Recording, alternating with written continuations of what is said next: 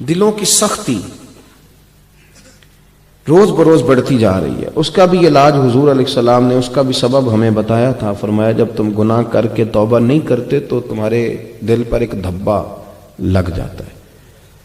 اگر تم توبہ کر لو تو اللہ اس کو صفائی دے دیتا ہے, پر اگر ایک اور گناہ کر لو تو دھبا ایک اور لگ جائے گا.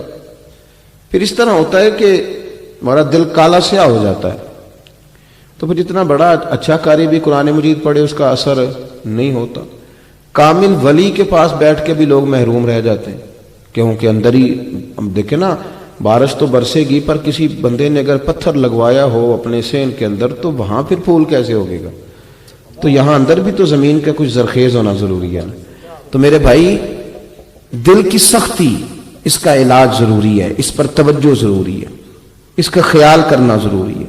سارا زور لگا دیتے ہیں اپنے کپڑوں کے استری کرنے پر اور اپنے روپ کو نکھارنے پر. تھوڑی سی توجہ اگر دی جائے نا, اپنے من میں ڈوب کر پا جا سراغ زندگی.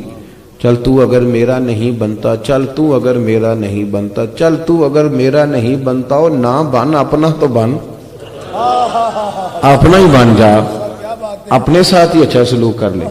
تو میرے بھائی, نبی پاک علیہ السلام کی بارگاہ میں صحابہ نے باقاعدہ اس کو مرض کے طور پر پیش کیا.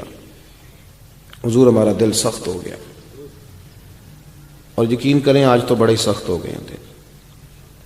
کڑواہٹ چھلکتی تلخی ہے, اس کو بطور مرض کے صحابہ نے پیش کیا. ایک نے عرض کی, یا رسول اللہ صلی اللہ علیہ وسلم دل بڑا سخت ہو گیا ہے, کوئی علاج بتا دیں. تو حضور علیہ الصلوۃ والسلام, ذرا بات پر غور کرنا آپ. ہمارے ہاں ایک یہ رٹا یہ بھی پڑ گیا کہ آپ نظر کریں. بھئی نظر, یہ نظر ہی تو ہے جو آپ کو سبب بتایا جاتا ہے. اب نظر کا آپ نے کیا معنی کیا ہوا ہے؟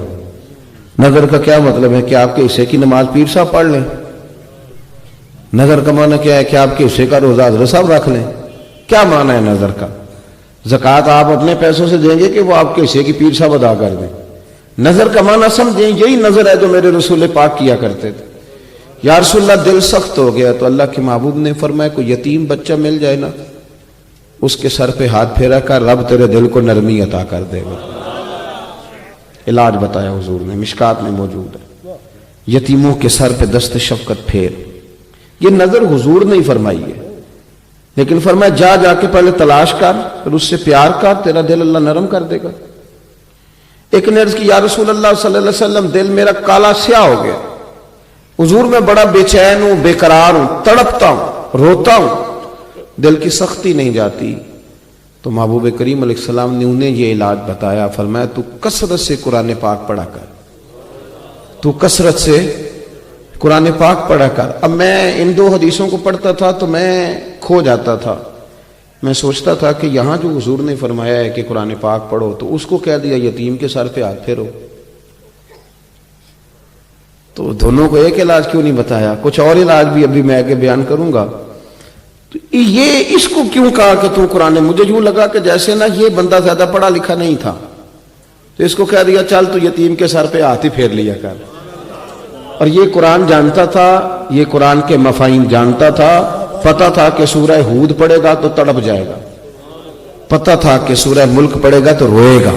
اس کو کہا قرآن پاک پڑھ, تیرا دل نرم ہو جائے گا. اور یہ کچھ پڑھا لکھا نہیں تھا, تو فرمایا تو یتیم کے سر پہ ہاتھ پھیرا کر. ایک شخص نے عرض کی, یا رسول اللہ صلی اللہ علیہ وسلم دل بڑا سخت ہو گیا. تو فرمایا نبی پاک نے زنگ لگ گیا, اور زنگ اتارنے کا اللہ بھی ہوتا ہے, وَسِقَالَةُ الْقُلُوبِ لِذِكْرِ اللَّهِ. اور فرمایا جب دل کو زنگ لگ جائے تو پھر اللہ کا ذکر کیا کرو, اللہ کا ذکر. اور ایک دن میں نہیں یہ زنگ اترے گا. ہمارا مسئلہ یہ ہے کہ آج پروگرام بن گیا ذکر کرنے کا, تو ساری رات ذکر میں گزار دی, اور کل رات پھر کہا یار میں ساری رات لگا رہا ہوں, بنا تو کچھ بھی نہیں. آپ ڈاکٹر کے پاس جاتے ہیں دوائی لینے, تو وہ کہتا ہے یہ 15 دن استعمال کرنا. اسے کہو نہ کہ میں ساری شیشی آج ہی پی جاؤں گا, ہو سکتا ہے ایسے فرق پڑے گا کہ نقصان بڑھے گا. تو ذکر الہی روز کریں, ترتیب کے ساتھ, تردیل کے ساتھ کریں. حدیث سنیں اور اس کو یاد رکھنا. عرض کی یا رسول اللہ صلی اللہ علیہ وسلم ایک شخص جو ہے وہ دن کو چوری کرتا ہے پر رات کو نفل بھی بڑی پڑتا ہے. یا رسول اللہ صلی اللہ علیہ وسلم سنا ہے وہ نماز کا بھی بڑا پابند ہے پر چوری بھی بڑی کرتا ہے. اب حضور نے جو ہم بات کرتے ہیں نا کہ تینوں کی فائدہ نماز دا, تو میرے پیسے نہیں دے رہا, تمہیں کیا فائدہ, یہ نہیں کہا حضور نے. یا رسول اللہ وہ چوری بھی کرتا ہے نماز بھی پڑھتا ہے, تو محبوب نے فرمایا اگر نماز پابندی سے پڑھتا رہا نا تو اس کی نماز اسے چوری چھڑوا دے گی. یہ میں دیکھیں آپ کو میں کسی بزرگ کا بھی قول نہیں پیش کر رہا, میں آپ کو بیمار دل کے علاج کے طریقے بتا رہا ہوں تاکہ روحانیت مضبوط ہو جائے. نبی کریم علیہ الصلوۃ والسلام نے فرمایا کہ تو اپنی عبادات پر پابندی کر, ذکر کو روز کریں, تھوڑا کریں پر روز کریں, اس سے دل صاف ہوگا. یہ نہیں کہ آج آپ آئے تھے تو آپ نے کھل کے کر لیا اور کل چھٹی کر لی. دل کو سخت کون سی چیز کرتی ہے؟ گندگی دیکھنے سے دل سخت ہوتا ہے. کیا کروں, ہر جگہ ننگی تصویریں گھوم رہی ہیں, یہ چیزیں سخت کر دیتی ہیں. گانا باجا یہ سننے سے دل کے اندر سختی پیدا ہوتی ہے. میرے بھائی سمجھ لینا اور یاد رکھنا کہ بے حیائی اور فحاشی کے تمام کام دل کو سخت کرتے ہیں. زیادہ ہنسنے سے دل سخت ہو جاتا ہے, سخت ہو جاتا ہے. اور بہت سارے لوگوں پر تنقید کرنے سے, طنز کرنے سے بھی دل سخت ہو جاتا ہے. کثرت گناہ سے بھی دل, امام شافعی سے کسی نے کہا حافظہ کمزور ہو گیا ہے تو فرمایا گناہ چھوڑ دے, علم اللہ کا نور ہے, گناہ گاروں کو نہیں دیا جاتا. اپنے دل کی طبیعت پر تھوڑا غور کرے, ذرا سینس غور کرے. توجہ ہے میری بات پر؟ حضرت موسیٰ کلیم اللہ علی نبینا علیہ الصلوۃ والسلام کوہ طور پہ حاضر ہوئے تو رستے میں ایک شخص ملا. اس نے عرض کی حضور جیسے جیسے میرے گناہ بڑھ رہے ہیں نا میرے رزق میں اضافہ ہوتا جا رہا ہے. ہم تو کہتے ہیں نا کہ میرا سکہ چل رہا ہے, میرا سکہ چل رہا ہے, دیکھو نا میری روز بروز میرے معاملات میں پیسوں میں اضافہ ہو رہا ہے. کہا حضور میری غلطیاں بڑھتی جا رہی ہیں, غلطیاں بڑھتی جا رہی ہیں, لیکن میرے پاس مال بڑھتا جا رہا ہے, دولت دن بدن زیادہ ہے.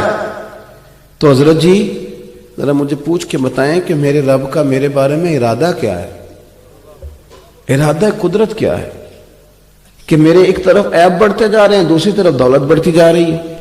حضرت موسیٰ کلیم علیہ السلام نے اللہ کے حضور عرض کی مالک تیرا بندہ سوال پوچھتا ہے کہ گناہ میرے روز بروز بڑھ رہے ہیں اور اس کے ساتھ ساتھ اے اللہ رزق میں بھی اضافہ ہوتا جا رہا ہے, تو ماجرا کیا ہے؟ تو رب کریم نے فرمایا کہ اسے ابھی بھی سمجھ نہیں آئی, اسے ابھی بھی سمجھ نہیں آئی. وہ جو میں نے اس سے صبح کی دعا کی لذت لے لی ہے تو وہ میری سزا ہی ہے. جب تہجد کے نفل چھوڑ گیا تو یہ سزا ہی ہے. یہ جو اب وہ مسجد کی حاضری نہیں دیتا تو یہ سزا ہی ہے. آپ یقین کریں بھائی, جب لوگ غریب ہوتے ہیں تو بہن کا پتہ لینے جاتے ہیں. جب لوگ غریب ہوتے ہیں تو وہ گھنٹہ گھنٹہ ماں کی قبر پہ بیٹھ کے قرآن پاک پڑھتے ہیں.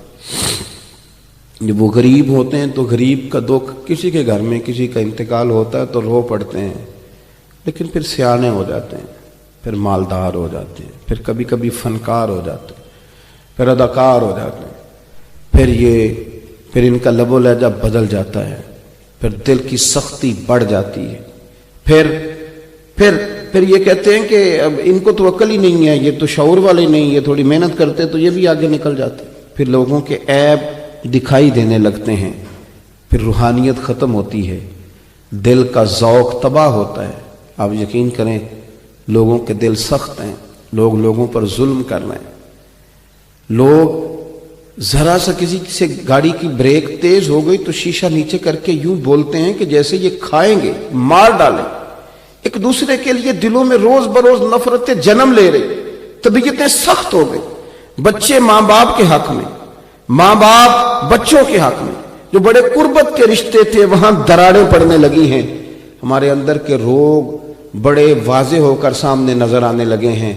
وہ لوگ جو کوئی کسی اچھے خوشگلو نعت خواں سے کوئی شعر سنتے تھے تو رو پڑتے تھے, اب وہاں بھی مزہ بدل گیا ہے. اب آنسو نہیں آتے, اب لفظ واہ واہ, اب تو سبحان اللہ بھی تھوڑی تھوڑی ختم ہو گئی. اب تو ہمارا رویہ جو ہے وہ اس قدر عجیب و غریب آیا ہے کہ وہ محسوس ہی نہیں ہوتا کہ یہ کوئی مذہبی ماحول ہے کہ یہاں کوئی طبلہ سرنگی کا مزاج چل رہا ہے. خدا را اپنی روحانیت کو، اپنے تقوی کو، اپنے دل کے مزاج کو. پتہ ہے میرے نبی کریم علیہ السلام نے کیا فرمایا؟ فرمایا تقوی یہاں ہوتا ہے دل میں، تقوی دل میں ہوتا ہے. اس دل سے پوچھو، اس سے پوچھو کہ اندر کی کیفیت کیا ہے. میں نے کچھ دن پہلے اپنے دوستوں سے کہا تھا، میں نے کہا یہ جو لوگ بہت سارے مفتیوں سے فتویٰ لینے جاتے ہیں نا، یہ بنیادی طور پر گنجائش ڈھونڈ رہے ہوتے ہیں، کہیں سے کوئی گنجائش مل جائے. اور کسی نہ کسی طریقے سے لوگ ناجائز کی طرف، کوئی انشورنس کے نام پہ، کوئی بینک میں پیسے رکھ کے کسی اور نام سے، کوئی کاروبار کے نام پہ، کوئی کسی دھبے سے، کوئی کسی دھبے سے اپنے دل کو سیاہ کرتے. لقمہ حرام جب پیٹ میں جاتا ہے تو طبیعت سیاہ ہو جاتی، پھر بڑی بڑی چیزیں اثر نہیں کرتی. اللہ کے بندے اپنا درد بچا کے رکھتے تھے، وہ کوشش کرتے تھے کہ کیفیات ان کی جو ہیں وہ ٹھیک رہیں. وہ غور کرتے تھے کہ روحانیت میں تو کوئی گڑبڑ نہیں ہو گئی، کہ اندر کا ماحول تو نہیں خراب ہو گیا.